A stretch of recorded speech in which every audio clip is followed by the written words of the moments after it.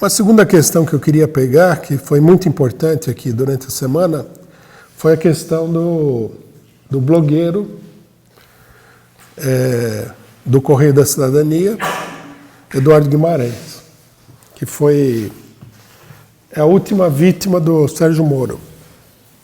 O Sérgio Moro está se transformando numa espécie de Mussolini de Maringá, né?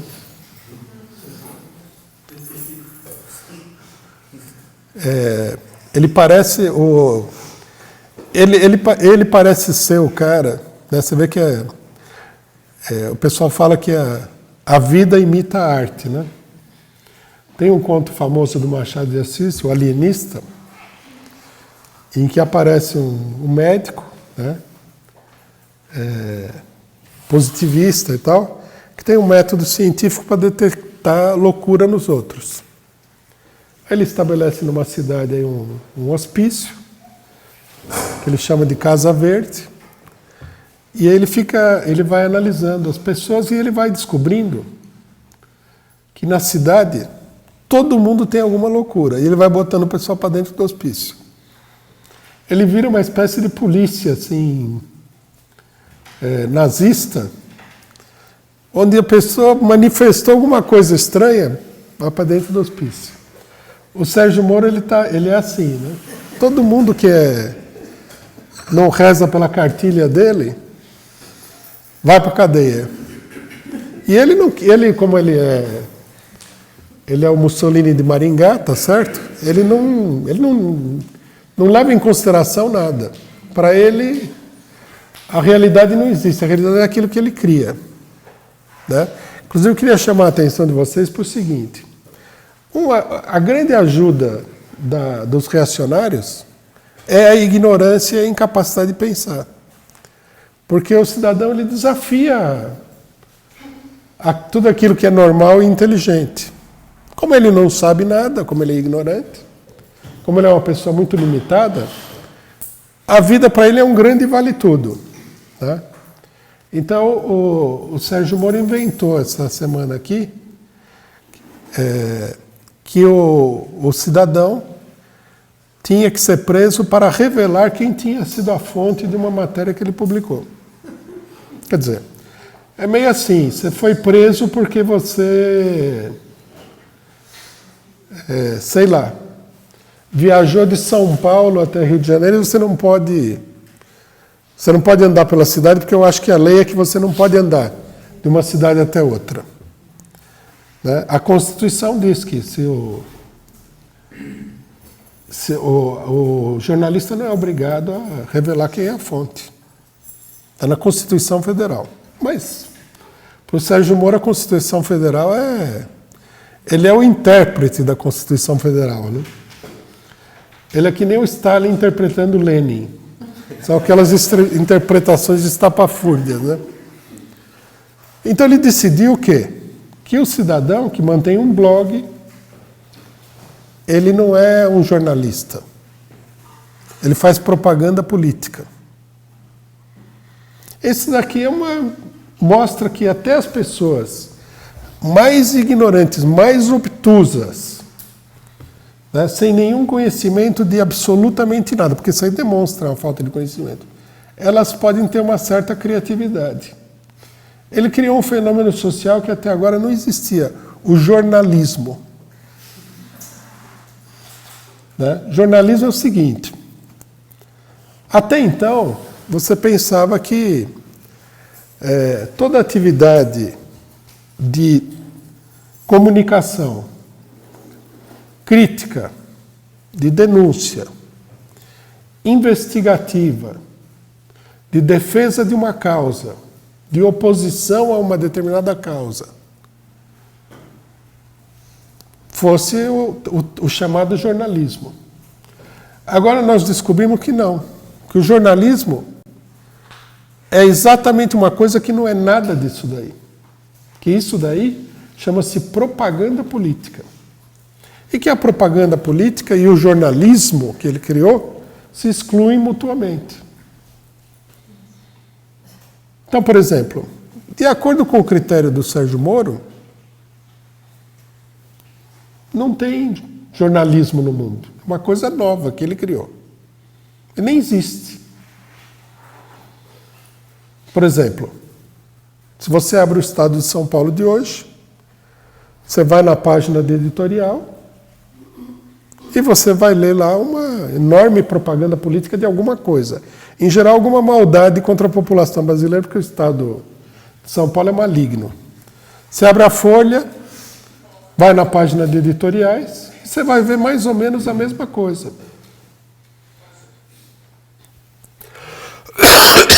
Só que não de uma maldade tão explícita, porque a Folha é mais insinuante, né? É mais perfídia do que qualquer outra coisa. Então ele inventou uma nova categoria. Ele inventou o jornalismo. Jornalismo é tudo aquilo que não é o que as pessoas pensavam que o jornalismo fosse. O interessante, sabe o que é? Que, cinicamente, todo mundo divulgou isso aí como sendo uma realidade. Por exemplo, ele deu o seguinte argumento. Vejam só vocês a que ponto nós chegamos. Que o Eduardo Guimarães, na página dele, fez propaganda da campanha dele. Eduardo Guimarães. Agora, veja bem. Qual jornal no Brasil que não faz propaganda da campanha de alguém?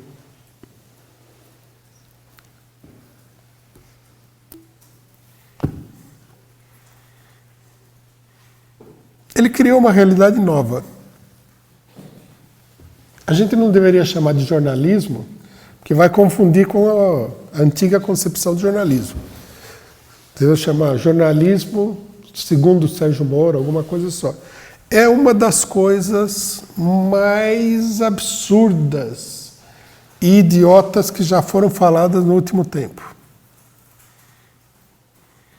O jornalismo sem nenhum tipo de jornalismo. Sem análise, sem investigação, sem denúncia, sem crítica, sem nada. Provavelmente na mente do Sérgio Moro, o jornalismo foi criado para um robô transmitir todas as informações possíveis e imagináveis sem distinção. Desde a morte do periquito de uma criança no interior do Ceará até as grandes crises internacionais. Porque como é que você vai fazer para não ter opinião?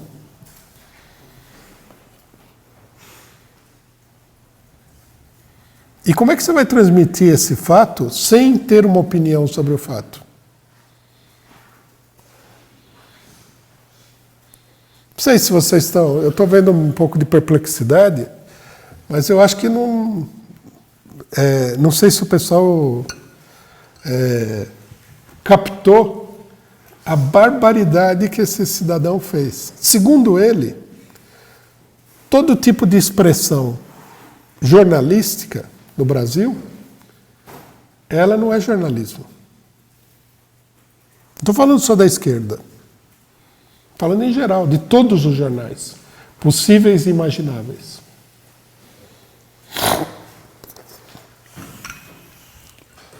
Bom, com essa barbaridade, ele adentrou numa seara aí que é... Bom, depois, para piorar a situação, né, não para melhorar, ele, como ele é o Mussolini de Maringá, ele decretou que sim, que o cidadão era jornalista. Depois que ele conseguiu a fonte, teve acesso ao computador, vasculhou a vida dele, liquidou todos os direitos democráticos possíveis e imagináveis do não jornalista, a hora que ele ficou satisfeito, ele sentou lá e falou: não, eu reconheço que ele é jornalista.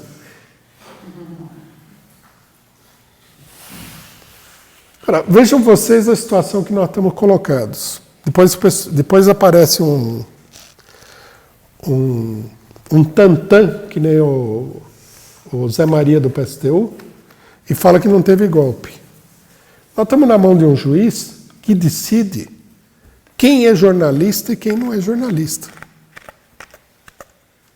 Na época que você tinha registro de jornalista no Ministério do Trabalho, ainda o juiz poderia falar, bom, ele não é registrado no Ministério do Trabalho, é um critério.